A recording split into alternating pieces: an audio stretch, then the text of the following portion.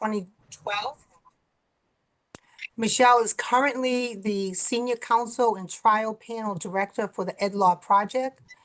Michele successfully represented over 200 families in the past 13 years in both school discipline and special education matters, prevailing at administrative law hearings in Superior Court, Federal Court, and in state complaints.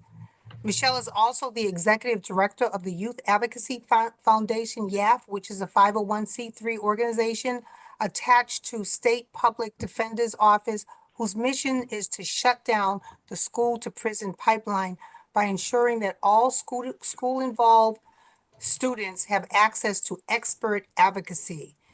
And it's my pleasure to introduce Michele Scavongelli.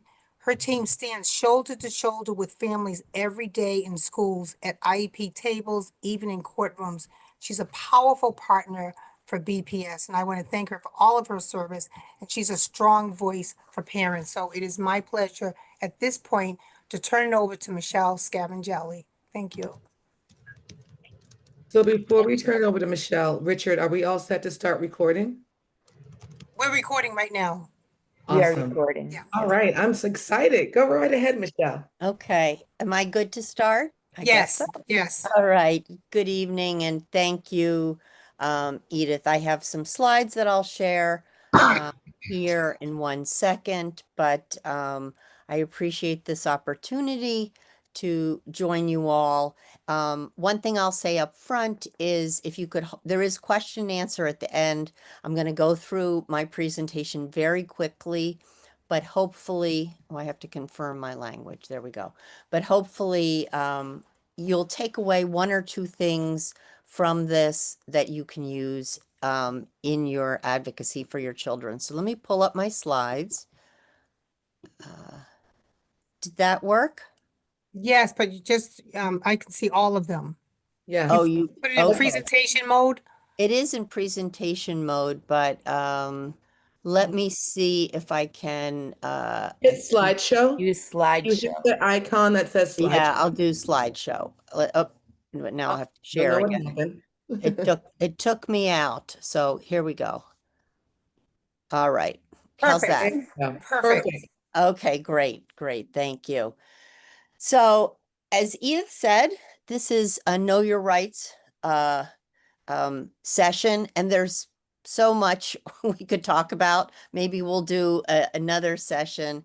And I've had the pleasure over the years of getting to know Edith. You have a wonderful president, chair of the board, and I've worked with BPS a lot. So I think you will have a great year. And at the very end of my presentation, the EdLaw project where I work is we provide advice, representation. We have a helpline, so that information will be there.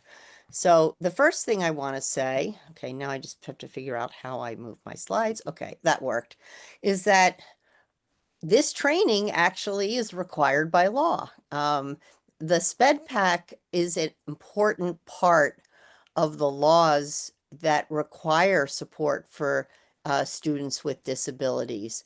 And both in the Massachusetts regulations and statutes says that the Parent Advisory Council, that's all of you, that at least 1 workshop annually on the rights of students and their parents and guardians. So that's what we're doing tonight. We're following the law. So I'll send this out to all of you at the beginning. My grandson taught me this, but you know, I have 7 kids and 8 going on 9 grandkids, and several of my kids, I haven't been a lawyer my whole life. It's a second career. When my kids were younger, I didn't realize what my rights were. I thought, gee, if they're struggling in school, it's up to me to take care of it. But since doing this work, I learned, oh, wow, I should have reached out for help. And now I'm able to actually help my daughter reach out for help for her daughter. And, you know, I recognize when I'm working with parents, this isn't like, oh, you know, I lost something, go help me find this. This is your child. this is their education, this is their future. So it can be very emotional a lot of times when you're trying to get what you need. But I could just say breathe, take a breath. You have all these people, over 100 people.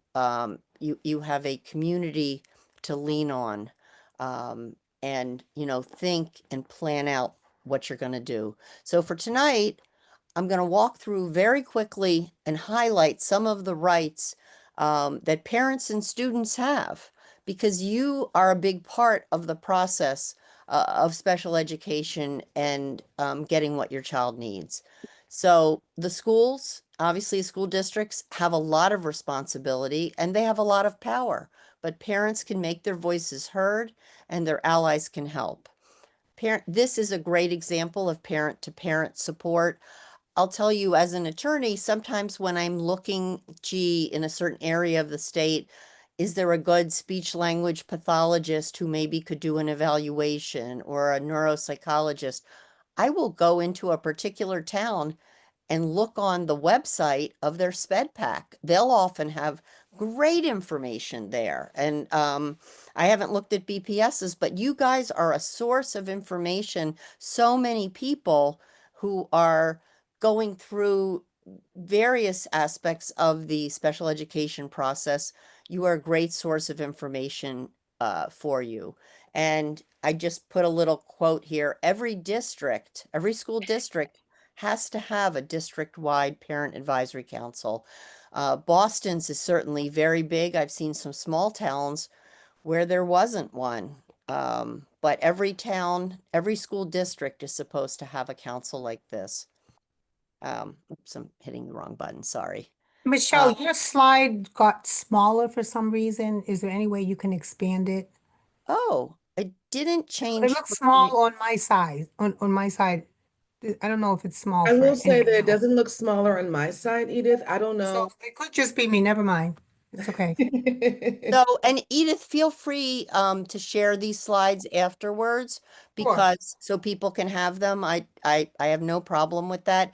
But this thank is you. just the part of Massachusetts law and regulations that talks about every school district has to create a district-wide parent advisory council for parents of students and other interested people. So this, when the Individuals with Disabilities Education Act was created many years ago, this idea that there had to be in every school district an organization for parents of kids with students with disabilities to come together and share and support each other was there. And so understand this is a important part of the process, you participating. So here's my first tip. If you're communicating with the school about something, and I always tell parents I'm working with this document, if you're asking to have your child evaluated for special education, if you're asking for a team meeting, if you are having a conversation around some additional services you'd like, get it in writing, communicate in writing. Because sometimes parents will call and say, well, I asked them to evaluate my child, but they asked somebody in the school, but it wasn't written down and it didn't happen. And as you'll see in a few slides, everything that we do has time frames associated with it. So we want to know, when did you ask? And that will kick off the time frame for evaluations to happen, for meetings to happen. And that when I work with parents who've kept like great notes and they hand me almost like a notebook, I'm like, this is great. I've already got a lot of information that normally, one of the first things I do when I'm working with a family is request the student's school records. Some parents have a lot of it already. So that gives me or any advocate or yourself that you're working with a head start. So let's talk about special education. I think you heard that I do work around school discipline. I'm not going to cover that tonight. We can certainly cover that another time if there's interest. So what is special education? Under both federal and state law, children who have disabilities that affect the progress they can make in their education are entitled to an academic program that's individually tailored to meet their unique needs. And that's not just about their unique needs in math and reading and history. It's social emotional progress. It's being prepared for school when you graduate or a job. The Individuals with Disabilities Education Act said that the purpose of an IEP, and we're going to talk about an IEP briefly tonight, is to prepare kids for post-secondary education, um, work, employment, and independent living. So I don't know, people are popping on and off, but I lost Edith. Oh, well. Anyway, so it's not about just graduating from school. It's about being prepared for that life after school. And special education provides special services, individually tailored instruction, and the right school placement to help that student make progress. All right. So how does this all start? Many of you who are on this, their child may already be on an IEP or a 504 plan, but some of you are maybe thinking, gee, I've been thinking my child needs support. So how do you get started in that special education process? Anybody, you just essentially, and I would say write a letter to the school principal, and say, I believe my child is struggling. I'd like them evaluated for eligibility for special education. When you send that letter, and actually anybody could send that letter, if you have a sibling whose children are struggling and the sibling is like a little shy, you can make the referral on their behalf. We tell attorneys they can do it for their clients or anybody who, who is in a caregiving position or working with the family. So you initiate that request. Once that request is made, there are some timelines that are important. Within 5 school days of the district getting that request for a special education evaluation, they will send a notice, it looks a specific way, to the parent or the guardian asking for written consent. So anybody can make the referral, but only the parent or the guardian can consent to having the child, the student, evaluated for special education. And all notices have to be in the language of the home. And clearly in BPS, we have a lot of different languages, and all of those notices should be in the language of the home so that the family can understand. Once that, and that notice, by the way, it's called a consent to evaluate, and it'll have, excuse me, different types of evaluations: psychological, academic, maybe speech and language. It depends on what perhaps the suspected disability the child has, is which specific evaluations you need. But generally you start with those types of evaluation.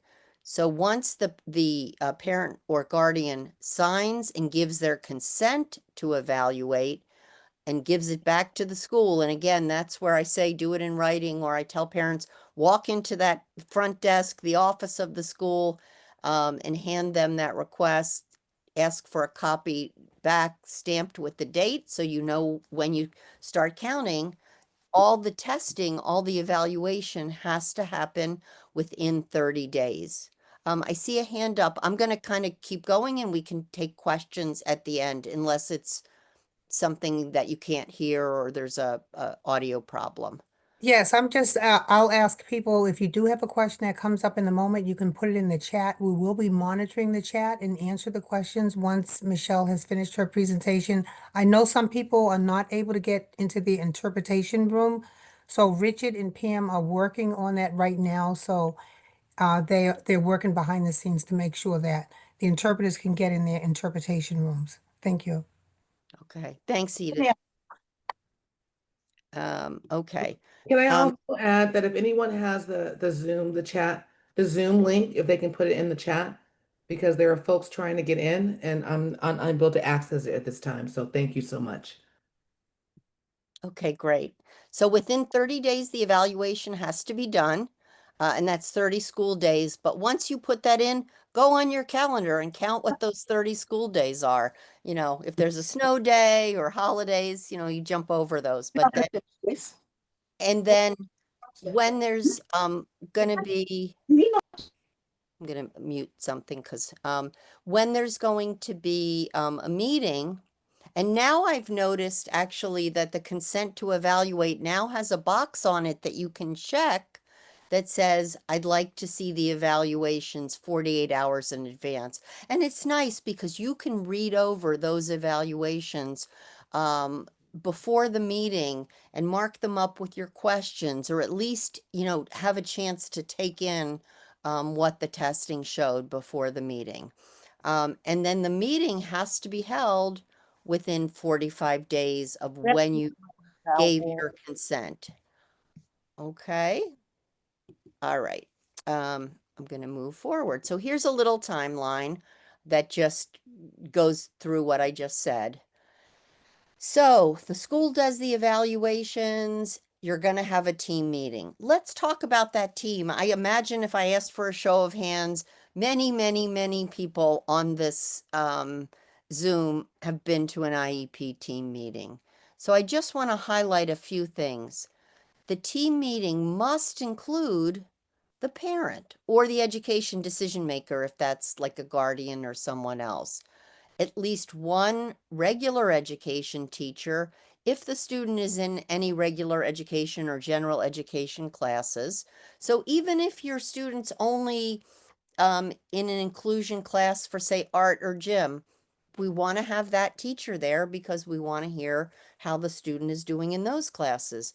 At least one special education teacher or service provider. You want someone there from the district who is qualified and also knowledgeable about the availability of resources in the district. That's really important. You want, if there's a discussion and it comes up that a child should get, I don't know, whatever it is, XYZ, you want that person who's there representing the district to be able to say, you know what, we can get that for you, or there's such and such a program at this school, let's have you look at it. And then you should have the person who did the evaluation there, or if you bring in an outside evaluation, someone who can interpret that testing and evaluation data. Other experts or supports invited by the parent or the school, I just want to highlight to you, you have the right to bring people to the meeting. You know, you may have a friend who's good for support and they want to take notes for you, or a parent or a sibling. Your child's maybe they are in some kind of special activity and that person knows them really well. Their input could be really helpful at a team meeting. If you're going to bring an attorney, you have to provide notice to the school because they will want to probably have their attorney there. If DMH or DDS or DCF is involved, you want to let them know about the meetings too. Once a student turns 14, they're entering that period of time where we're starting to think about transition to after high school. They should be invited to attend. And for students, some really want to be at the meeting. Some are like, I don't want to be anywhere near that. And really what you want to do is talk to the student and understand, help them understand what it is. Maybe it makes sense for them to come at the beginning if they don't want to sit through a whole meeting, particularly a meeting at which people are talking about them, you know, not all adults, not the most wonderful of experiences, perhaps for some kids. You figure out if there's a way they can participate because it is about them and their voice should be heard. What does the team do? They discuss evaluations. They determine eligibility for special education. They determine what services and what placement is appropriate for that particular student, and they develop or modify the IEP. So the team meeting is really important. And you all know that I'm an attorney, so often when I or one of my colleagues get involved in a situation, a lot of things have happened and maybe the school and the family are at an impasse in terms of in agreeing on what is the next right step or what is the thing that is needed. But I'll say to you, the first place where you could maybe work things out is that team meeting.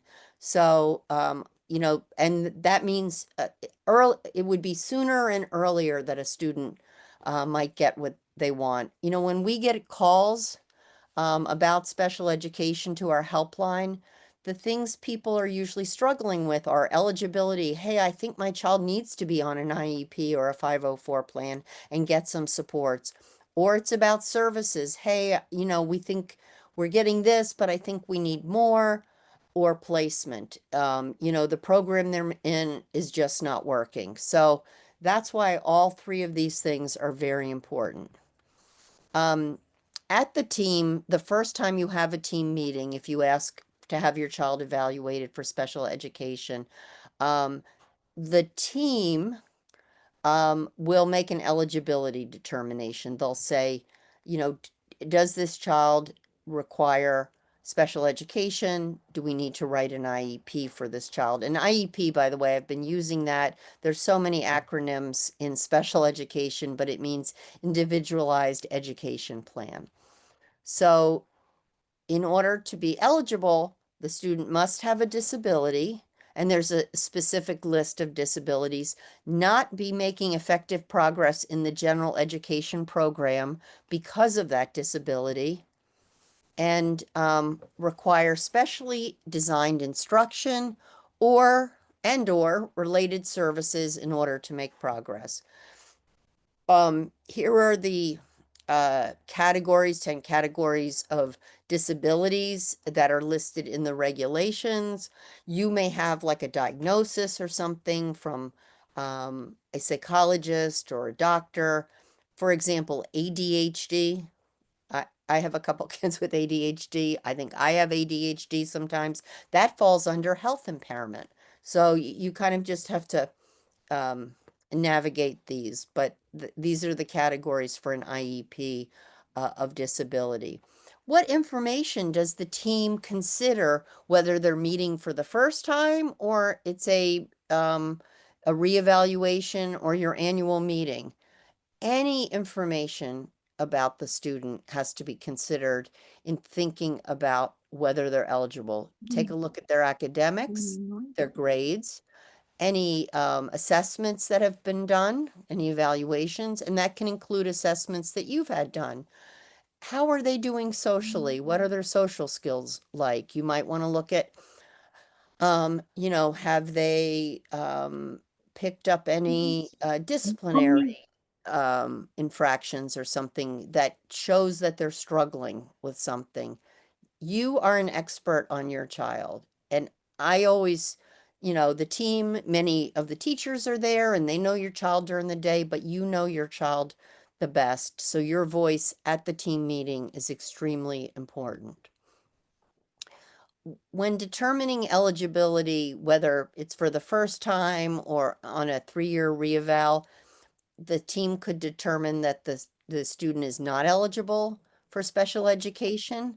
They could determine that they're eligible, or they might say, gee, we're not sure, we want to do a little bit more testing. If they're not eligible, you will know probably at that first meeting, but you will get something in writing, and you do have the ability to if you disagree, you will get something saying what your options are if you disagree. And we'll talk about some of those things very briefly. If you're eligible, at that meeting, the IEP will be developed. You will go from, the team will kind of flip from, okay, we've looked at all these evaluation. Yes, this child needs to be on an IEP. They, there's folks kind of jumping off So the there's meeting. some overflow, of it. If the interpreters could just check to see that you're in your rooms because you're interpreting in the main room. So if you could make sure that you're in your rooms. There's some overflow with interpretation. So, if we could just check with that, Felicia, are you there? And make sure the interpreters are in their room because the interpreters are translating in the main room. And then I'm muting them, so that's not helpful. Unfortunately, I'm not host, so I don't have the capacity. Okay, Michele, to do that. So go if ahead and continue. if I know Richard is still here. Hi, sorry to interrupt. Interpreters, you should all be assigned to your channel. Click your channel and not the English channel to speak. Thank you. Thank you so much, Jan. I appreciate you. Jan. Right, Thank Michele? you. All right, I'll keep going. So if they're eligible, again, that meeting, and I always say if you've got an eligibility meeting coming up or your annual, make sure that it's scheduled for enough time, at least a couple hours, because you're going to spend the first good part going over any evaluations that the school has done and determining, what you want to do from there. And then you have to write the IEP, and you don't want to give that short trip because that's important. So the IEP will be developed, and the IEP, that's your document. That's your student's document. It's a binding legal document, and it has so much amazing information about your student. It has their goals and objectives that are set out for the next year. It talks about the placement. And by the way, it is supposed to be strength driven. The IEP should not have negative comments about the student. It might say these are the areas they would like to work on, but it's supposed to be written from a perspective of here's the student's strengths, here's the things they're doing well, here's how we want to help them grow for the new year. So, as many of you know, last year a new IEP, there was a project to develop a new IEP over a number of years with a lot of input, and a new IEP form was introduced last year. So for everybody that has a student on an IEP, they've probably seen the new form. And I mentioned to Edith that I could do an hour on the IEP alone, digging into each section. And if we want, happy to do that sometime. I'm just going to quickly hit on what's in that IEP. Your voice is in there, and I think that's the message we want to get through. The IEP, the very first thing in the IEP is a statement of it says parent concerns. It could be parent and student concerns. These are your concerns. And when you go into a meeting, come prepared with a set of like something written down. What's important to you? What do you want that IEP to address? What are you concerned? What isn't, what are you concerned about? What isn't working? Would you like to see your child, your young person making more progress? And the next section is actually the students and the team's vision. And this is really looking more than just over the next year and current concerns, but what is your goal over the next 3 to 5 years? Where do you want to see this student going? What's your vision for them? And this is really important because everything's got to tie to meeting that vision, meeting those goals. I just listed them. The IEP, it's everything we had before. It's just arranged a little differently. So we have the student's vision, the student's profile.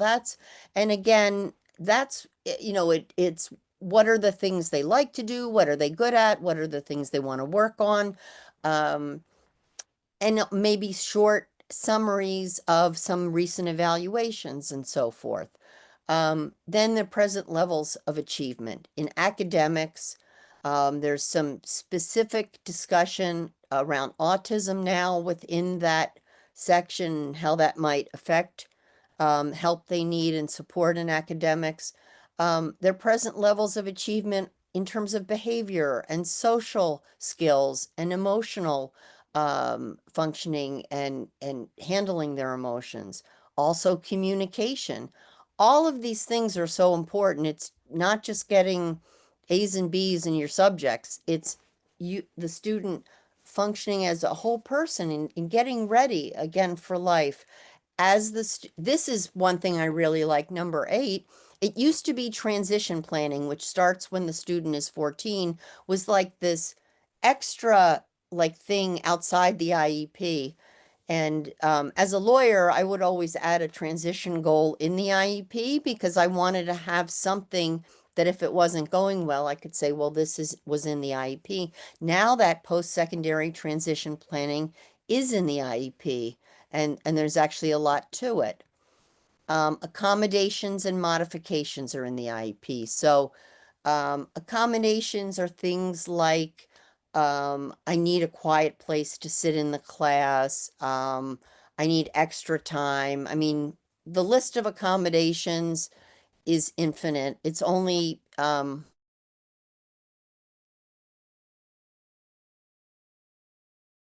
accommodations. We're not really changing the content, what they're expected to do, but we're giving them supports to help them access the regular expectations of other students. Modifications are where we might modify how we're teaching, modify our expectations, maybe for some students, less problems or specific ways of instruction. Then we focus on testing, assessments, alternative assessments. MCAS is a big part of that. The students' measurable annual goals in all of the areas that their IEP covers. I know I'm going fast, but again, I just want you to understand all the important things that are in there, and every one of them you want to have input on because you know what your child needs. What kind of an educational setting are they in? Yeah, And Michelle, so sorry, just a little slower just for the interpreters to make oh, sure. okay. That would be great. Thank you. Okay, yeah, thank you. I do talk a little too fast sometimes. The education setting, are they perhaps at home or in the hospital? Do they need like a residential school? How do you want to deliver the services? And then there's important things that are in the IEP. How's transportation going to be handled? A lot of the clients that I work with, they may need a monitor with them on the bus. They may need a one-to-one monitor. And even in like BPS, where I think it's at 7th, 8th grade, students are you start to expect that maybe they're going to take the T. Not every student can do that. So transportation is important. Is there any modification to their schedule? Do you want to give them a longer day, a shorter day? And of course, extended school year. I think I heard someone mention that's what they work on. So there are some students that would lose some of the progress they gained during the school year if they didn't get services over the summer that reinforce and keep active what they learned. Again, we're going to send this around. This is a link on the Department of Elementary and Secondary Education's website that walks you through a little bit more. You can look Ou at très the clair. form. Ou très, très clair. Mwen tan de gen do ay problem nan pal la. I just want to say to the interpreters, would you please make sure that you are in your channels, in your rooms? Okay, I think we're good. I want to mention really briefly, this is just the one slide, an IEP, which is really what I've talked about mostly. And again, it's a legal document. There's a lot of required procedures and meetings, and it gives you more. That's where you have a student with a disability who needs specialized instruction and or related services. A 504 plan is for a student that has a disability that impacts major life activities, and all they need is some accommodations to access instruction and school. And even for those students, if your student is on a 504 plan, you should make sure, see if you can get that in writing and have regular annual meetings to see if that plan is supporting their needs. Maybe they need, at some point, they do need an IEP, and they have the same protections. I'm not going to lecture on this, but students on IEPs and 504 plans have extra protections if they are being subject to exclusionary discipline. If it's more than 10 days, 10 or more days, they're entitled to a special meeting with their IEP team at which we look at whether the thing that they are being disciplined for is related to their disability, or it's as a result of them not having their IEP services delivered. So just important. Talk about placement very quickly. There's all sorts of placements. The theme behind the IDEA, the Individuals with Disabilities Education Act, is that we want students to be placed in the least restrictive environment. I think most parents say, I wish my child could get their needs met at a school that I don't have to put them on a bus for an hour or 45 minutes in their neighborhood school. Sometimes that's possible, sometimes that's not possible. But this harkens back to there were days in the early 60s when students with disabilities weren't even allowed to go to school. Then when they weren't really educated. So this idea that we should be seeking to educate students with disabilities with their peers in an inclusion classroom. This is behind that. And the IDEA presumes that a student should go to the school and classroom they would attend if they weren't disabled, unless the team determines that the nature of the student's disability won't allow them to make meaningful progress, that they need some type of a specialized program. Here is an example of some placement options. It could be the regular classroom inclusion. Maybe they get pull out for some supports. Maybe it's co-taught. There's a special ed teacher along with the regular teacher.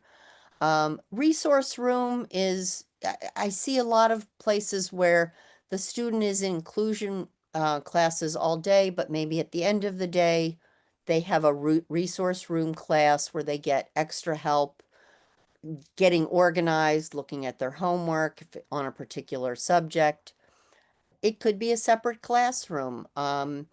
It could be for one or two subjects. It could be for all their subjects.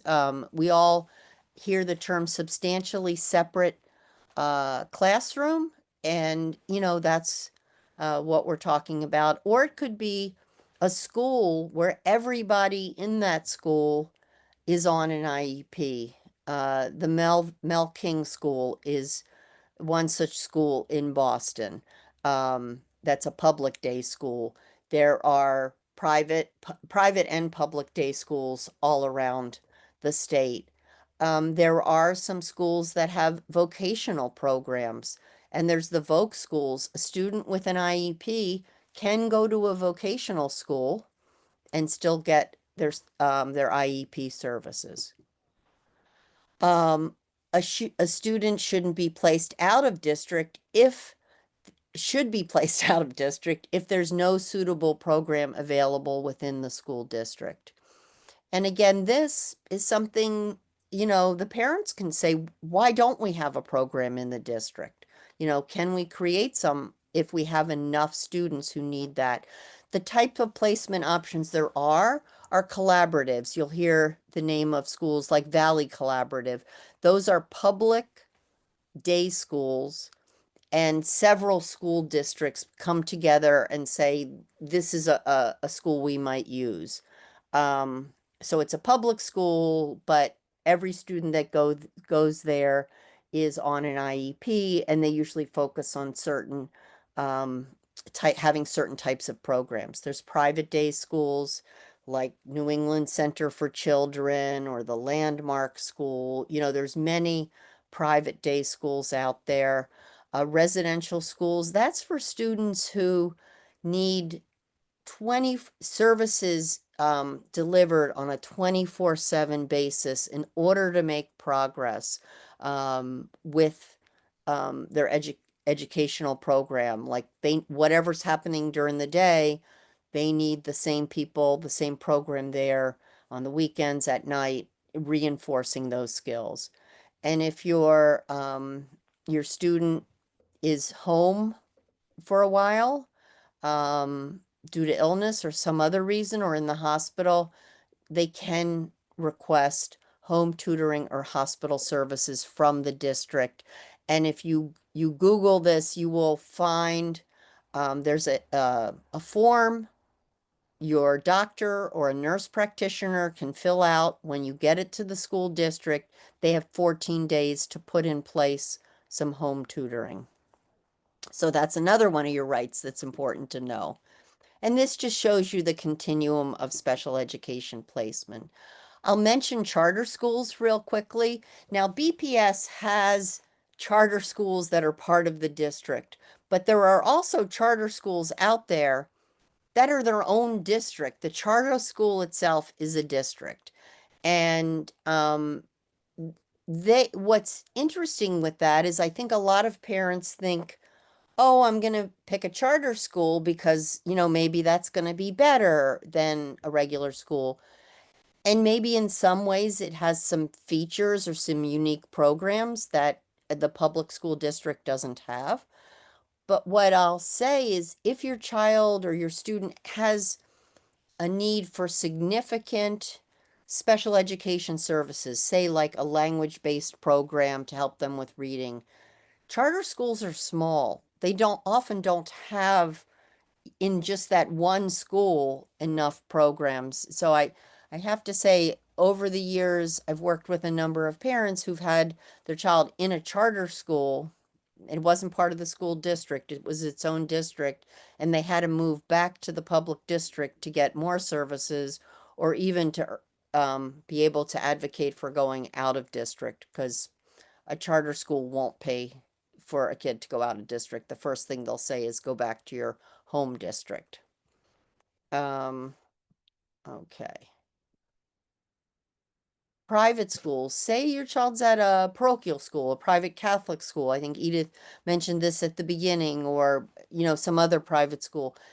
They are not required to provide special education services. However, your school district is still required to identify, we call this child find, all students within their district who have a disability that may need services. So you can have them tested, and if maybe they need speech and language services or they need certain things, you can ask the school district to either push that into the private school or have them go after school. Some private schools will also provide some things, and they can get some funding. But just because you're in a private school, don't think that you don't have rights. And I will say you also have rights to a 504 plan to get your child extra time on tests and so forth.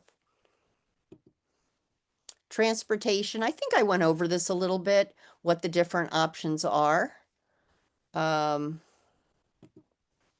Accepting or rejecting the IEP. This is an important, and stop me, Edith, if I've gone too long. I'll try to wrap up. But No, we're good. We're good. So we're gonna have, it's only 8:03, so we go until 8:30. So we'll have okay, time for all right. questions. Okay, terrific. So the first time an IEP is offered to you, or if it's a meeting you had to based on a reevaluation or something, and you're given an IEP, you have 30 days from when you received it to either accept it in full, reject it in full, or accept it in part. And you'll see you have those options. If you love everything and this is what you want, accept it. If there's nothing on there that you want and you're very concerned, you can reject it. But usually what I say to parents is, if there's things on there that services you'd like your child to have, but there's things that you weren't given that you think you need, or there's things on there that you don't like, accept it in part. Check that box and explain, I want, the following things that you've listed. I disagree with the fact that you haven't given me an extended school year, or I think my child needs a one-on-one paraprofessional in their classroom, or whatever it is. Because whatever you accept, if you accept it in full or even in part, then the school district is now obligated to start those services as soon as possible. And, if you just reject it because you didn't get everything you wanted, you can't really show that what the district offered you wasn't enough because you didn't let them, give you what they were offering. You want to try that, and then you continue to advocate for more. You see how that works. So accepting and rejecting the IEP, your voice, your rights become very important at that particular time. See, I talked about 3 slides when I was on 1. So if you accept it in full, it means you agree with everything in it. And once you accept any or all services, they must be provided within a reasonable amount of time. And I know over the past few years, many school districts have struggled with certain services, whether it be having a paras, having ABA trained assistants in the class, monitors on buses. So you want to keep track, because if services for some reason are halted for a short period of time, started late, keep track of it. Eventually you can get compensatory services. You can ask for that for the period of time that you didn't get those services. And it's so helpful if you're keeping track. I talked about rejecting an IEP. Nothing, and you can reject an IEP, I should say this, at any time. Even if you've accepted it, maybe you accepted an IEP, but now you're like, oh, I didn't really like that placement. I want something different. You can tell the district that you've rejected it, but what your child is entitled to, what their stay put is the last IEP that you and the district both signed. To change that, one side or the other, you can negotiate that, you can try to work it out through mediation, or the final way to do that is at a hearing at the Bureau of Special Education and Appeals. Rejecting in part, I talked about this. I think I will say that's what the folks I work with end up doing most of the time until they're in that place where they've got what they need. So I mentioned stay put. This is very strong. In Massachusetts, we have really good stay put, the way it's written. A child's placement or services cannot be changed without parental consent. So if you're liking how everything's going, someone can't just swoop in and say, yeah, we don't think they need that much anymore. If there's a disagreement about placement or services, you have the right to stay put. So if I sit in a team meeting with a parent and they say, we don't think you need those OT services anymore, and the parent's like, no, my child's really benefiting from them. The school's like, well, we don't recommend it.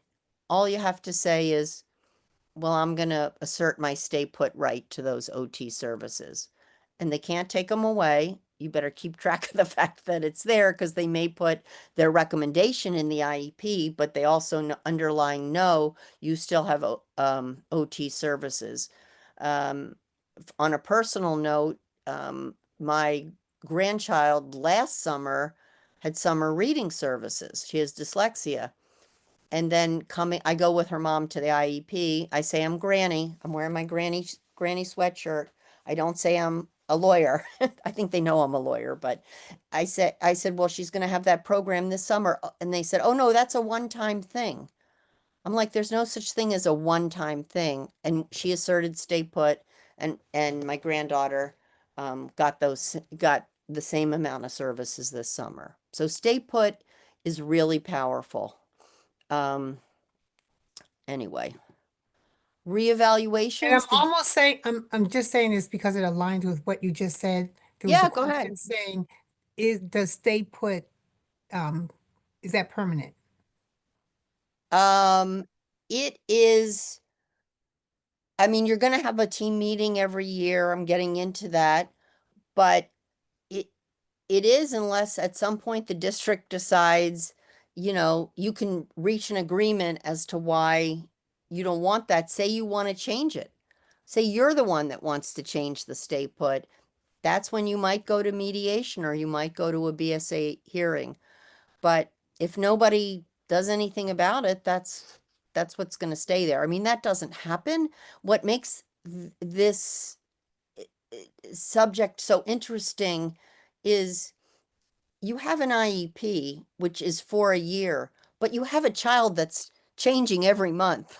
So it's really important when we sort of get into the next part, which is reevaluations. Every 3 years, the district has to fully reevaluate a student. Now, what I'd say to you is 3 years in the life of a child can be very long and a lot of changes happening. Think of a kid going from 10 to 13 or 13 to 16. So a district must reevaluate a student if the parent or the teacher requests one, or if the district determines one is warranted. So you can always, and again, do it in writing, say you want a reevaluation. Ask for, it doesn't have to be the full reevaluation. Maybe you want certain kinds of testing. They have to do it at least once a year. They don't have to do it more than once a year. And you'll see in a minute, it's important to have the school do their evaluation, because even if that evaluation doesn't support what you're hoping, it allows you to reject that evaluation and get your own independent evaluation. And I think many parents don't understand they have that right. Years ago, I did a Freedom of Information Act request across like 35 school districts that we work in to see how many parents were requesting independent evaluations, and the number was minuscule. So this is an important right to know about. And a full evaluation has to occur before the district can say they're revoking eligibility or changing a placement. But remember, you have stay put, and the parent has to consent to an evaluation. So you might want to consider asking for a reevaluation, or a teacher might be thinking of this, or the district, if the student is really struggling academically. They're having repeat suspensions or even facing expulsion. They've been hospitalized for various reasons. They were away from school for a long time. We know that school refusal is a real issue due to a lot of mental health and anxiety and depression and, whatever, changes in behavior or learning. All these things, consider asking for a reevaluation. So I'm going to talk really quickly. Say you do all these things, but what you think should happen and your school team thinks what should happen is different. What if I don't agree? So I'm jumping right into independent evaluation.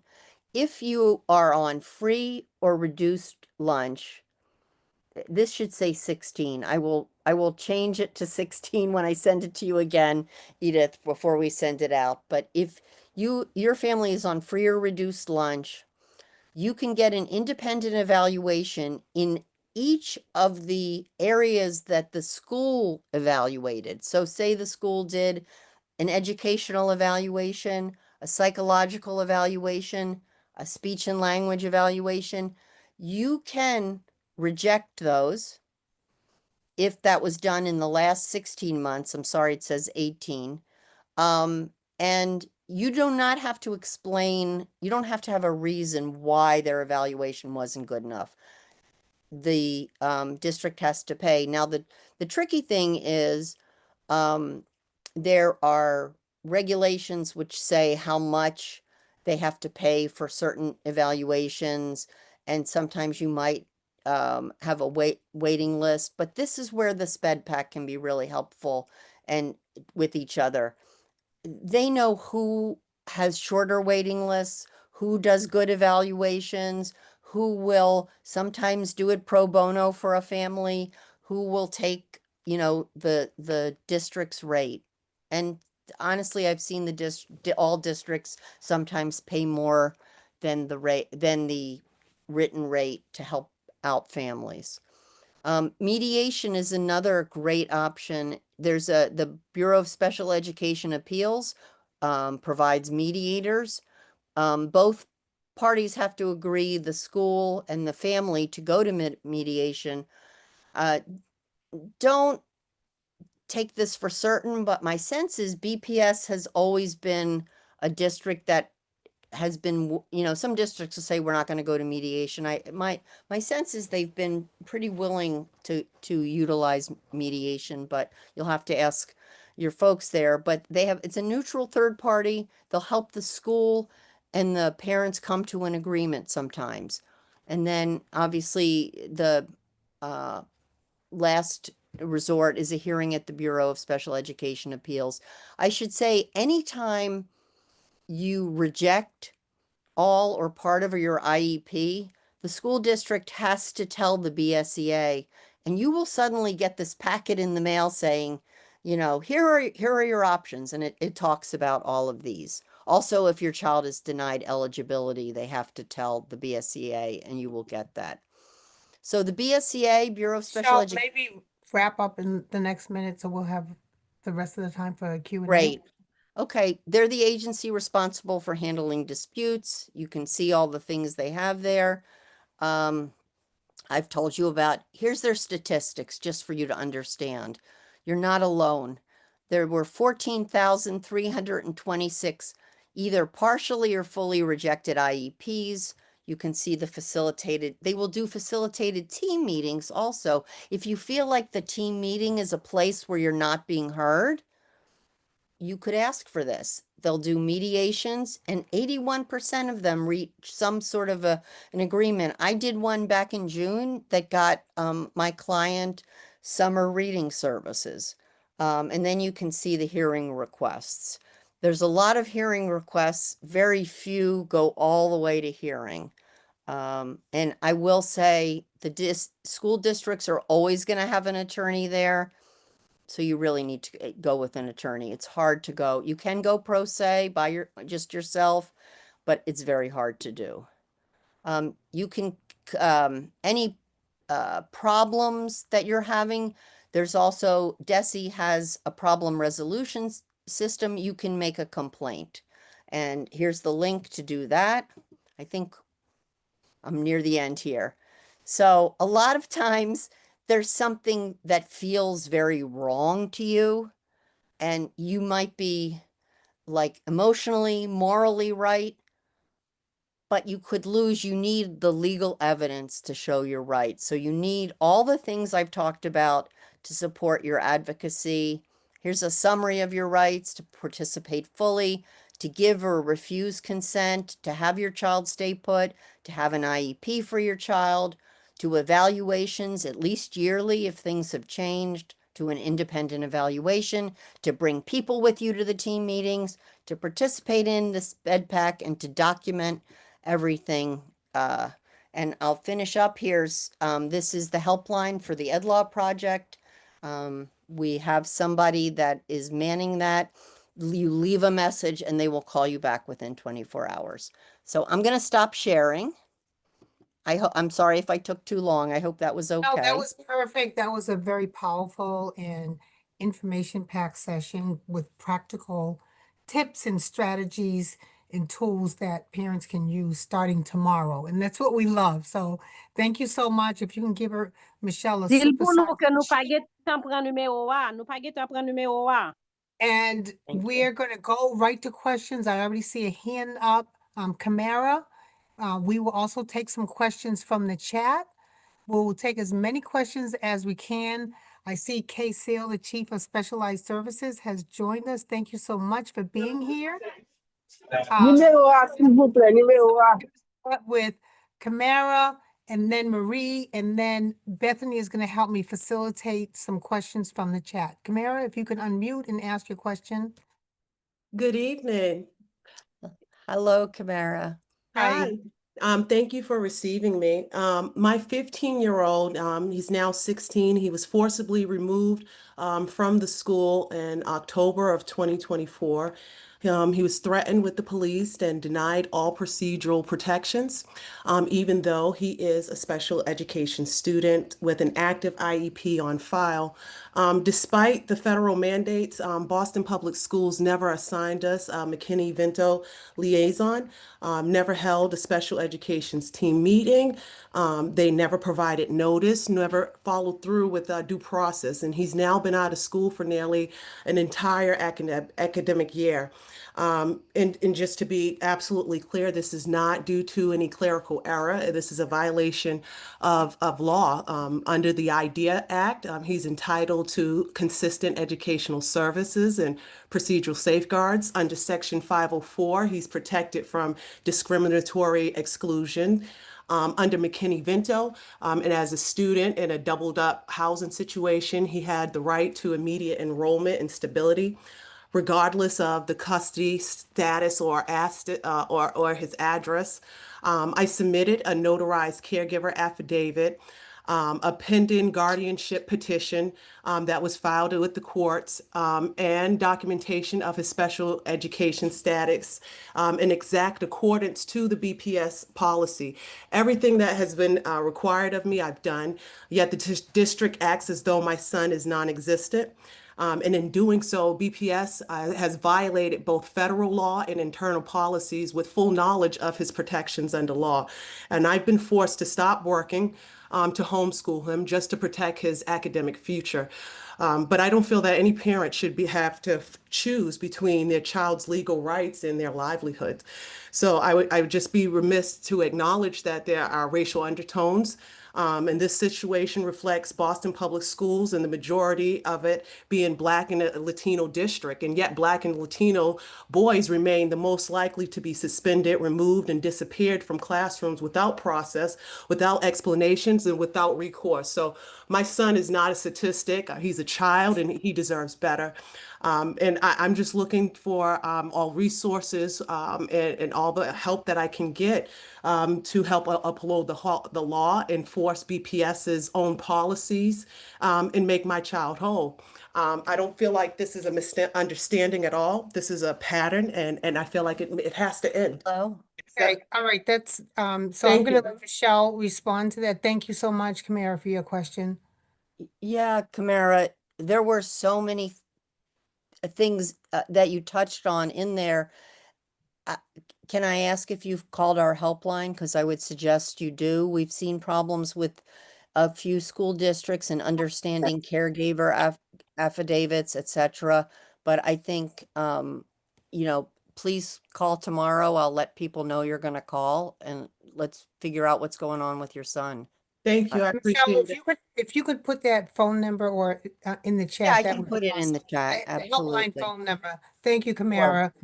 Marie, and then we'll go to a chat question. Thank you so much, Kamara, for your question. That's really important. Marie, if you could unmute yourself and ask your question.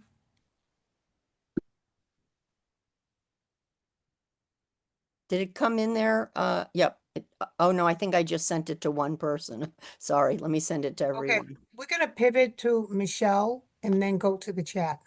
Michelle, if you can unmute yourself and ask your question. I have a question. I'm sorry, I have a question. Yeah, we'll come back to you. We'll come back to you. So Michelle, Karen, you have the floor Oui. right now. Allô? Vous pensez yo tandem? Oh, so is this Marie? This is it looks like Zephyrin Hervia. Yeah, Yes. Severin, we're gonna have to come back to you because it's Michelle, and then we have another question from the All right. chat. So we know you have your hand raised, Severin. So Michelle, if you could ask your question, please. Okay. I was just really curious about like IEP stuff. If you're having a meeting with the teachers and you have your team there, are you able to actually demand or not like demand, but make sure that they're actually doing what you request, because I had one last year for my my son, and then afterwards when I said I want to have another meeting, they did not honor it.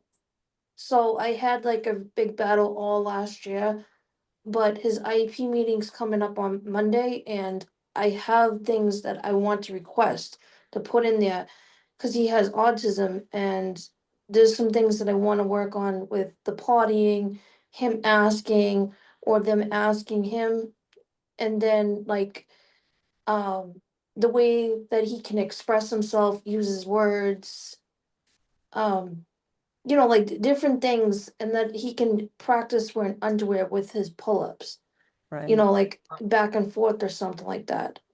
Thank you, Michelle. You're Yeah. welcome. Michelle? I mean, your team meeting is the first place you start your advocacy.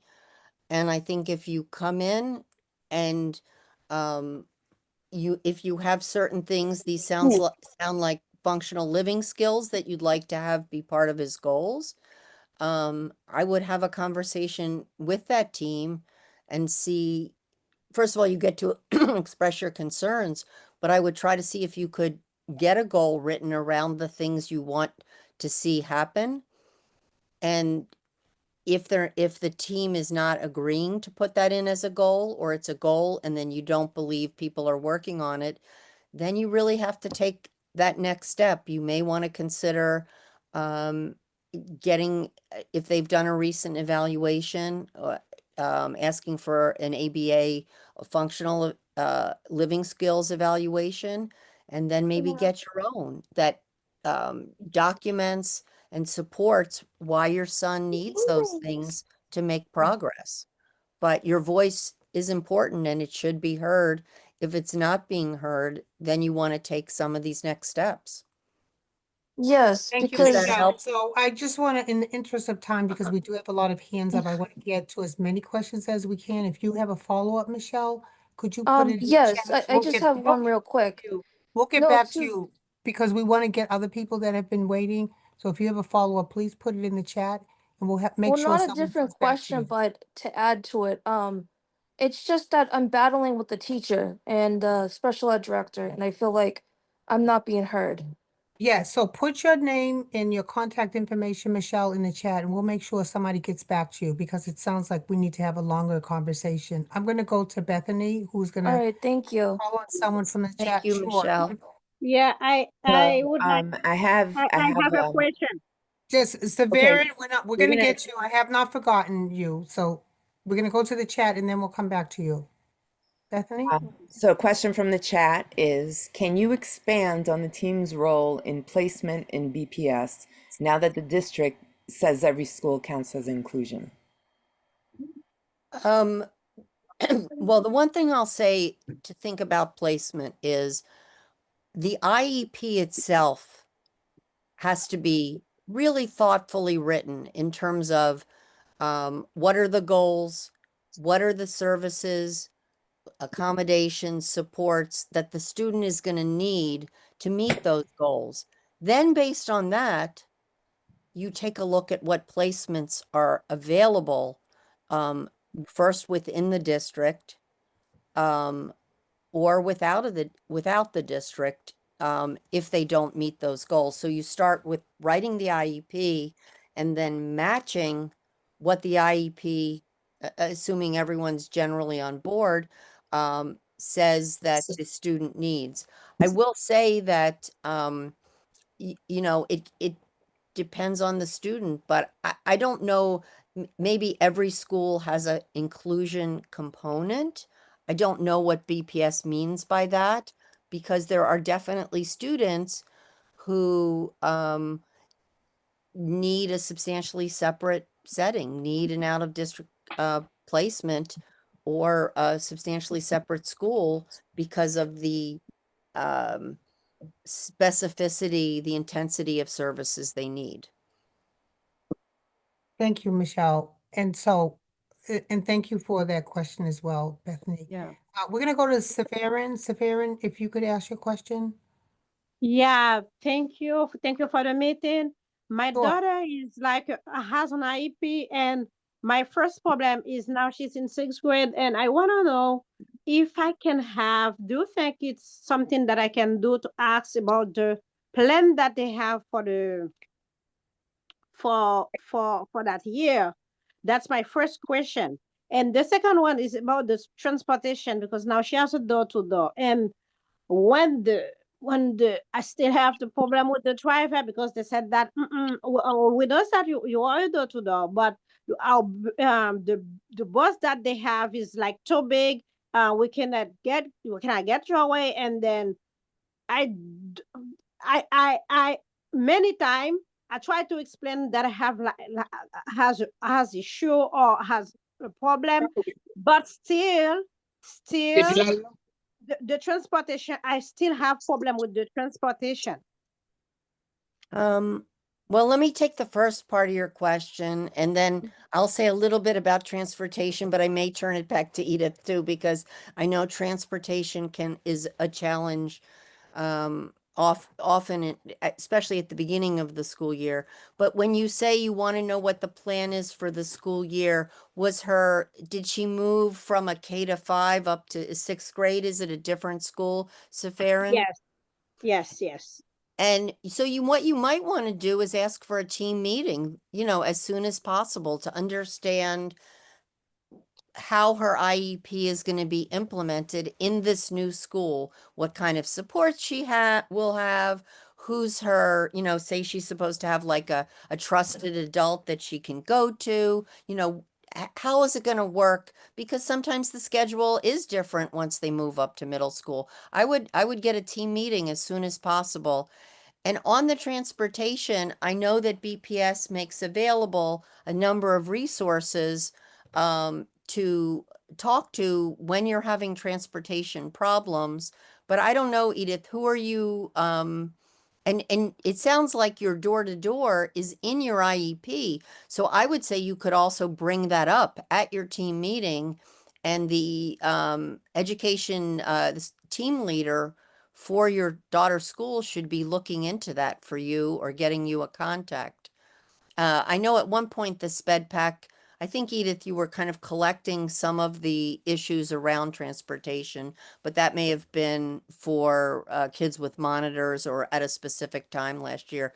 But my best advice, Farron, is to see if you can get an IEP team meeting as soon as possible. And I would bring up understanding how the year is going to go, and also talking about the transportation and the problems you're having. Well, I would say also, we're gonna have our focus for our next meeting in October, I think it's October 23rd, is transportation. So the entire meeting will be dedicated to that. It sounds like your issues and concerns are immediate. Transportation is critical because it sets the tone for the entire day. And so the way that your child is supported on transportation, whether they have a monitor door to door, is really critically important. So again, Safarin, please put your information in the chat if you would like us to follow up and have a longer conversation with you. I just want to acknowledge that it's 8:32 right now. I want to be respectful of everyone's time. And I don't know, Michelle, if you have 5 minutes or so. I'm happy to stay on, because actually I'm in Canada right now with my daughter and her husband and grandkids. So I'm on Atlantic time, but I've got lots of energy and I'm happy to stay as long as you guys will have me. So that means it's 9:32 where you are. That's right. Right, But we can that's take, okay. Bethany, if you have another question from the chat, we can take another question from the chat. I don't see any hands up unless I'm missing any raised hands. I do have another question from the chat. There is the question is there a state list of district collaboratives available? Yes, you can go on to DESE's website, and they have all different lists. They have the list of the private schools. They also have the list of the collaboratives. And I can follow up with Edith and when we send out the slides, I can send the link to that. But if you Google special ed public collaborative schools, it'll probably get you to that page. Awesome. There's Thank also a you. wonderful it doesn't pull up the collaboratives, but there's a wonderful website called maps.org if you're for some reason looking at what the private schools might be. And I will put that in the chat. You can search by student's age, what the child's need is, etc. But I will quickly look on here, but I'll get you the link for the DESE list. Thank you, Michelle. I see Diane and Wendy have a question. Diane, if you could unmute and ask your question. Hi, how you doing? I just had a quick question because I was on the SpEdPAC last year. And hi, welcome back, guys. The question I had is, I'm representing the Manny School in Jamaica Plain. I was told by a teacher at the Manny that I can't be on the SpEdPAC because I don't want to be on the regular parent council. Edith, that's So if you have a child with an IEP or a 504, you are not only a member of SpEdPAC, but you're also a member of CPC, which is Citywide Parent Council, and you can serve on your school site council. There's nothing that those are parent groups. There are 3 parent groups in BPS. There's CPC, Citywide Parent Council, there's DLAC, which is for multilingual learners, and there is SpEdPAC. So if you have a child with a disability, you are absolutely any school-based team you can be part of. So that is not true. Because I'm on the SpEdPAC, which you seen me last year. I'm also on the Citywide Parent Council as an alternate. But the regular parent council of my son's school, they were kind of being bullied to me. So I decided like to volunteer from a distance, help with, donating money, cookies and decorations for the school. But as in being in the meeting, they're just so bossy to me. Like me being new.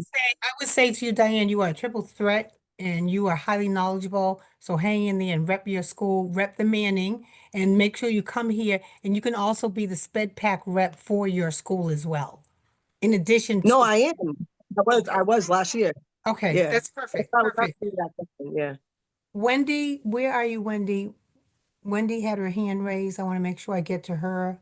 And Edith, I just want to mention, I put the link to the list of collaboratives in the chat. Awesome. Thank you so much. Sure. Wendy, are you there? If not, I'm going to go to Yes, iPhone. yes, Oh, yes, Wendy. Okay, Wendy. I am here. Okay, yo hablo español. Am,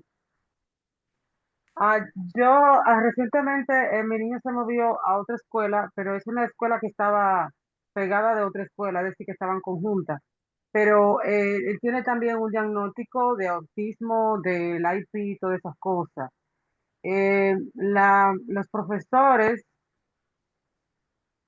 Los profesores me dicen que son como nuevos, entonces mi niño todavía está usando pañales porque él tiene un retraso de habla, entonces no se puede prestar.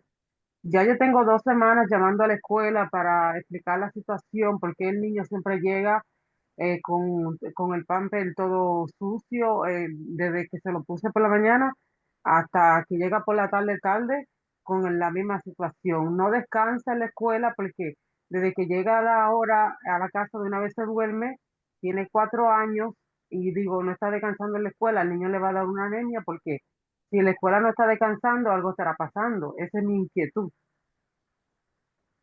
I'm sorry, is the Spanish interpreter here so they can translate what this parent just asked? Hi, I think it's Denise. So Denise, if you could choose English channel, and I guess Michelle and Edith, you could choose English channel as well. So Denise, you could speak, you could interpret her Spanish into English for us. But we need to select English channel. And Yeah, Denise, you need I'm to on select English. English channel. Yes. I'm on English. I only heard Spanish. So if someone could interpret, that would be great. Denise, are you able to choose English from your, okay, you can start. We'll listen. Yes, we hear you. We hear you. I can't hear her. I don't hear anything. I You really need to wanna- choose I wanna- English. Where do we choose that? I'm sorry. If you use the globe, you can choose which channel. Where's that the globe? you need. It's on the bottom of the screen. Okay. And then you push the globe and it will allow you to choose which language. I don't have a globe in the So bottom of Michelle my, did not hear the question. You wanted me one more time, repeat or no? Could you, if you could repeat that in English, if you could repeat the question for the interpreter, if you could synthesize the question in English so Michelle can hear the question and she can answer the question, that would be great. So Denise, now Yes, you can go ahead and yes. speak to English channel. Thank you.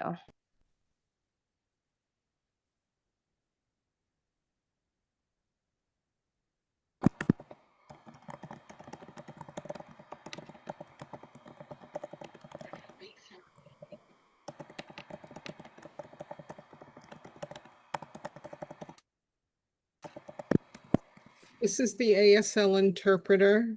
I'm sorry, but I have a hard stop in about 2 minutes. Okay, thank you.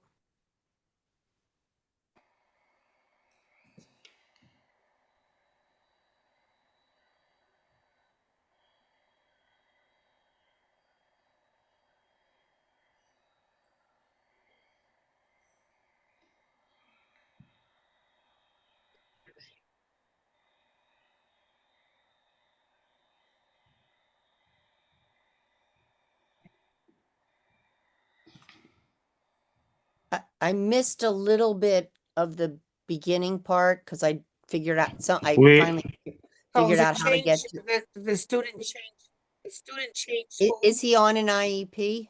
Yes, On an IEP. he's on an IEP, I mean, he I think changed schools. she has some significant worries and concerns there. Has she met with the team in the school? And they need to have an interpreter there. If she's not getting her answers met, she can certainly call our organization, reach out to Edith to call some of the other legal services organizations that are out there because, you know, if she has basic safety concerns for her son.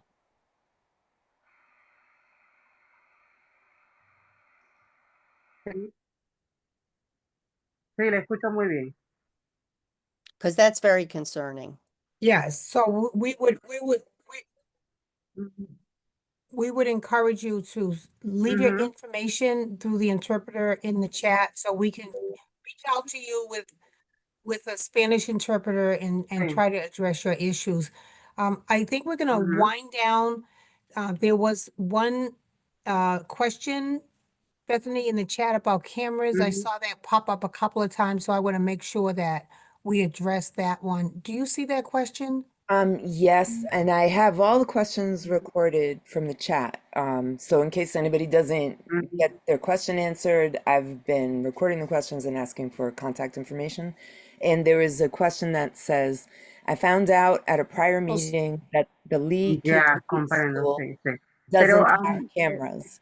As a mother, that worries me. Do you guys know if that will change or who I can speak to voice my concern? I'm ok, not talking muchas just at the gracias. classroom, but none on the school ground. Bethany, I got bits of it, but some interpretation is spilling over into the main room. So there's a camera in the school. Basically, the parent is saying that there are no cameras in the school, in the classrooms or on the grounds, and that's concerning to her. And she wanted to know if that was going to change at some point. Bethany, can I jump in and say, please have her reach out to the school leader of that school? And Yes, if there's any other concerns or questions, and she can also reach out to the special education office. Yeah, there was some interpretation spilling out. I really apologize, but one more time, because when you started talking, the interpreter started talking at the same time. So there's a camera in the school, and what else? There's not There's cameras in no the cameras. league. She's saying No there are no cameras. cameras, and that is concerning to her. And Kay, I have her email address on the question, and I will share all this information with everyone. Okay, thank you. Is there a commitment to have cameras at every school, Ms. Seal? I didn't know what Boston's policy is on that. It depends on the school, and it's really through our capital planning. I can't say that we have a plan where there is cameras in every single one of our schools, but it is part of our capital planning projects. to be There- able to get there. There's been a push to put cameras, particularly in the high schools. The cameras are in the halls, they are not in the classrooms, because you cannot have cameras in the classroom, but the cameras may be spill out to the exterior of the school, the hallway, and the places where students transition. But there has been in the last, I would say, 4 years, a push to have cameras in the high schools. So it's now 8:44. We did go overtime, and just in deference to try to answer as many questions as we could, I apologize if your question has not been answered, and I also apologize that somehow my camera. Edith, I think we just lost you. I think you went on mute. No, someone muted me. It says someone muted me. But Oh, I want to thank everyone for joining us tonight and for the great questions. A special thank to Michele Scavongelli. If we can give her a super silent cheer of thank you, clapping hands. Thank you so much for sharing your expertise to our BPS partners who have are collaborating with us. We thank you as well. And most of all, thank you to every single parent and guardian here. Your voice, your experience, and your advocacy is what makes all the difference in the world. We're a community of 13,000 families, and together, collectively, our voices are powerful. So please stay connected, keep showing up. Let's keep pushing for equity, justice, and opportunity for every student with disabilities in Boston. And I just want to, as I say goodnight, I just want to say, please come to our October meeting. It will be on transportation, Greater Boston Legal Services, another critical partner of ours who represents parents on the ground every day, will be here to answer your questions. Thank you so much. I apologize for the technical difficulties, and we'll see you in October. In the meantime, we've collected all of the questions from the chat, and we will be getting back to you. And please reach out and monitor us on our webpage, SpEdPAC, for any further questions that you might have. Thank you all so much for your time and attention, and thank you for being here. And Bethany, do you want to say any last words? Thank you, Edith, for your leadership and for keeping us on track, and thank you to everybody that was patient and jumped in to help out on this first meeting of this year. And we will see you in October. We're very excited for our meetings to come. And KCO? I just want to give a shout out to everyone on this call and for families for showing up, and know that we're here to support you and work with you. And thank you, Michele, for an awesome presentation, and Edith for your leadership, and Bethany, it's always a pleasure to see you. And Felicia, thank you for representing OSS. Sorry, I also want to interrupt to say thank you, interpreters, and thank you for staying late. Thank you, everyone. Yes, thank you so much. And we will be sending out the notice for the October meeting. Good night, everybody. Good night. Thank you, everyone. Good Thank you, night. thank bye-bye. you for the interpreter Thank you so coalition much. interpreters. She did a good job, a very good job. Thank you, Thank you. interpreters. Thank you, interpreters. We appreciate you. We couldn't do it without you. Thank you so much. Thank you. Have a good night, everyone. Have a good Have a night. good night. Bye. Good night. Bye. Good night. Bye. Bye-bye. Bye-bye. Oh, como ça est gentil.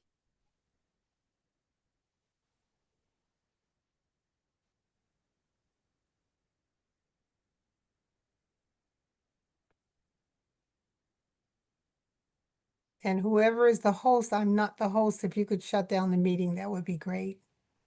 Night. Thank you. Thank you, Yan, for all of your hard work. I appreciate you. Thank you. See you next month. Thank you, Valicia.